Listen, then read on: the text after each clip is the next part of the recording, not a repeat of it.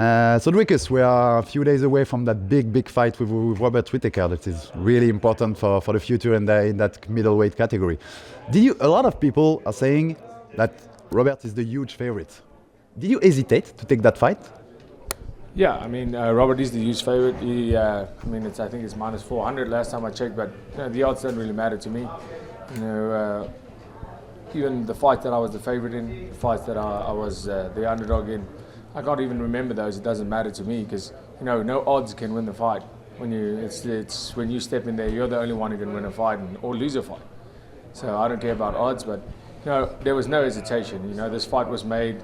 They phoned me. I was still asleep, but they phoned me in the early mornings and said, "Cool, they want to do the Whittaker fight," and there was not even a negotiation. I just said, "Okay, cool, that's the fight. If that's the fight they're giving us, that's the fight we're making." Like every other fight negotiation for me has gone. It's been, this is your opponent, maybe this guy pulled out, we have this guy, and it's, yes, okay. At the end of the day, I have to beat everybody they put in front of me if I'm seeing myself the champion in this division, and that's how I do see myself. So, fighting a guy like Whittaker, whether I fight him now or I fight him after I win the belt, it's the same to me.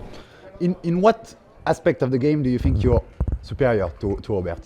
Yeah, just as a this is a physical sport, and it's a mentally and physically, I just believe that I have something special. I believe and I know, and that is at the end of the day. Everybody's fit, everybody's strong, everybody can grapple, wrestle, strike, and I can do all those things extremely good. But it's my mindset and physicality that's going to set me apart at the end of the day. There are rumors that the winner of that fight may fight Easy, maybe in September in Sydney. Do you see yourself fighting for the belt in Sydney in September? I have no doubt in my mind that I'm fighting for the belt next. And in September? Sure. There's all that story, that backstory, of course, with Easy and all that the little sentence that you trade and the little back and forth. To be honest, did you do that on purpose to make things more heated between you, or did you really think what you said? No, I didn't think about what I said, and I didn't do anything on purpose. I spoke the truth. I'm the fighter in the UFC that lives in and resides in Africa. I definitely didn't think it would spark anything because it's the facts of the matter that I'm the fighter that lives in Africa. When you put yourself in the UFC shoes, we have one guy, Robert Whittaker, that was already beaten by Easy multiple times, and one guy where there's all this backstory that could sell the fight a lot. You think that they want you to win Saturday night? Yeah, I think for them it's a win-win situation. Obviously, I beat Whittaker and they have a new contender and they have a story because, there's this whole build-up, the hype, everything will be massive. A new contender for Adesanya, and obviously there's this backstory, and so that's good for them. And obviously, a third fight for Whittaker in Australia. The first fight he got knocked out pretty quick. Second fight he put up a much better fight, and the third fight will be, maybe there's a chance, but I'm not even thinking about that. And if that's their mindset, I don't even entertain that. I'll be, if they want Whittaker to win this fight, then I'm sorry for them, but I don't see that as the route. I think for them it's a win-win, and they really do not care who wins this fight because it's going to be massive either way. Whittaker is a massive star, and rightfully so. Adesanya, obviously one of the biggest stars in the sport, and rightfully so. And there's a breakthrough, and I'm that breakthrough. In that back and forth, there was also, you talked about maybe fighting in Africa, because that would be awesome for the both of you. Obviously, it will be if it's in September in Sydney. Does it bother you to have to go fight in his background?